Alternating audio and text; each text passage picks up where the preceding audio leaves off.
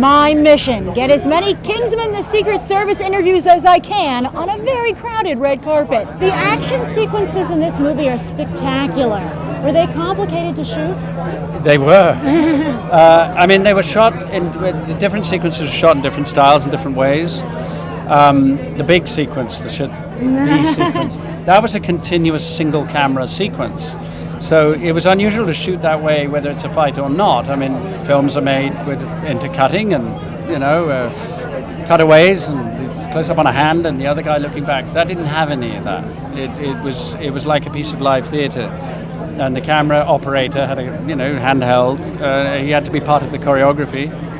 And so we all, I had to train so I could do the moves, and then I had to remember them. Because if you're on your left foot instead of your right, there's a collision.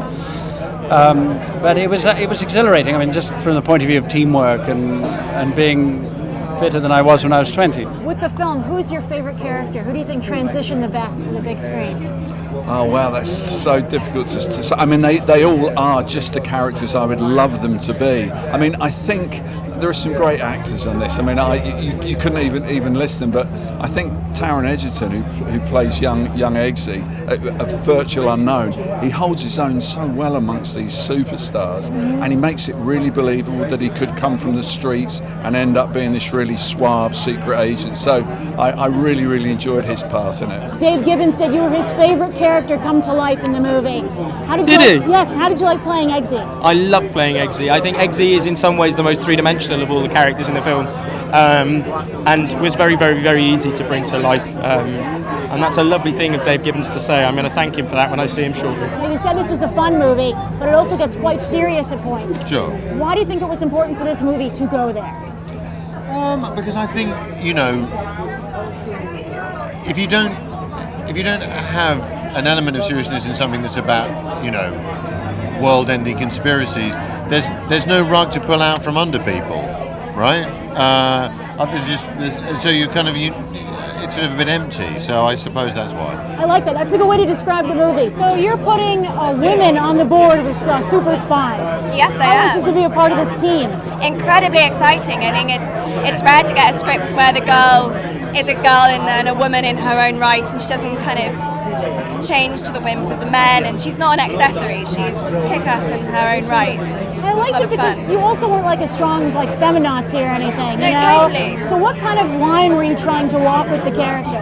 I wanted to keep her in some ways fairly neutral. I think she crosses a lot of boundaries between her class and her sex, and to see her as a human, as she would want. A spy has to be subtle, and they're not characteristics that are specific to one sex. How did you take this old school idea of dressing up and make it seem so modern? Well, the story's about British elite spies, so from the outset, style is written into this story. And their base of operation is the Savile Row tailor shop, so tailoring is at the center of our narrative.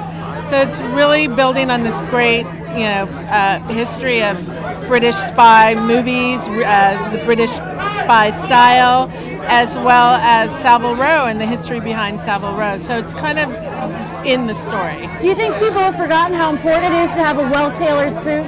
Yeah, I don't know if they've forgotten. I think a lot of people don't know, and so that's part of that's part of the exciting part of this movie, especially because we also have a collection on Mr. Porter that it's kind of costume collections from the movie. So you can go and find your Kingsman suit on Mr. Porter. Wow.